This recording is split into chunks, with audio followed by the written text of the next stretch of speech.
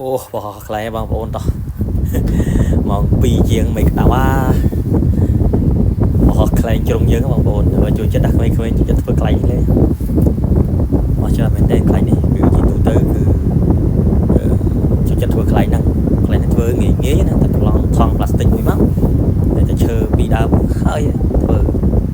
ទៀតនឹងមានការបោះជូនបងប្អូនទស្សនាអូខេ from the Cambodia ហើយមេឃកំពុងតែខ្យល់ហើយក៏កំពុងតែចាប់ដើមយុទ្ធនាការក្នុងការបោះហើយណាបងប្អូននេះទីវាលនេះចម្ងាយប្រហែលជា200ម៉ែត្រដែរសម្រាប់ទីវាលបោះខ្លែងបាទយីម៉ាប៉ុន្តែក្តៅបងប្អូនអើយម៉ោង2ជាងនេះក្